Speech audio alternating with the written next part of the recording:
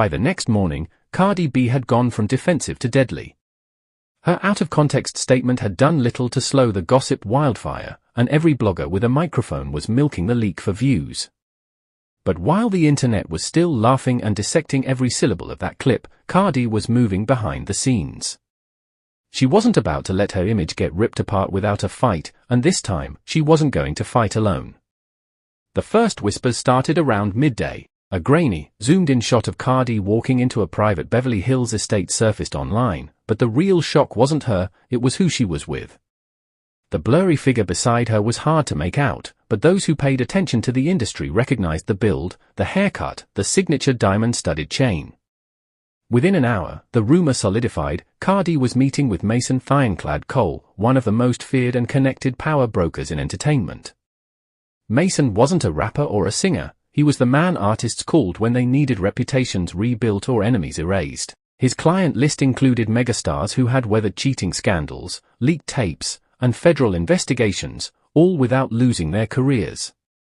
If Mason was on Cardi's side, it meant war on a scale Stefon had never faced before. That night, Mason's influence became clear. Major gossip accounts started deleting posts about Cardi's leak, claiming copyright concerns.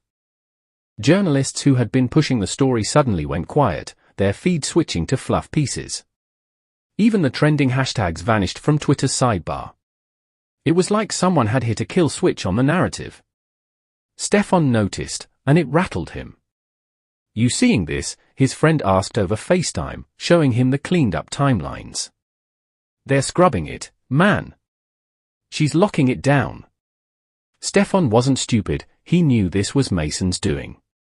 The man was notorious for making stories disappear, sometimes overnight, sometimes within hours. But that kind of cleanup didn't come cheap, and it didn't come without a counterattack.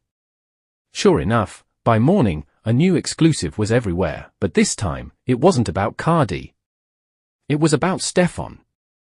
TMZ, Shade Room, Hollywood Unlocked, all of them were suddenly running with a story about his questionable financial dealings and shady offshore accounts. The details were thin, the sources unnamed, but the insinuation was clear: Stefon was dirty. And Mason had made sure the story had teeth. The piece even included a subtle jab tying him to the leak, calling it a classic distraction tactic used by those with something to hide.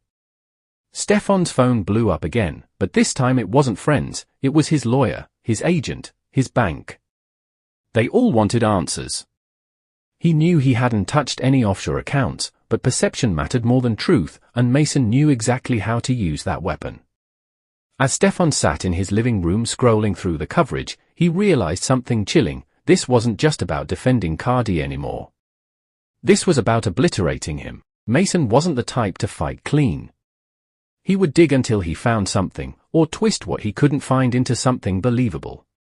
The game had shifted, and for the first time, Stefon wondered if he was actually in over his head. If you're enjoying the content and want to see more like this, don't forget to hit that subscribe button. It's totally free and it helps the channel grow so I can keep bringing you even better videos. Thanks for being part of the journey.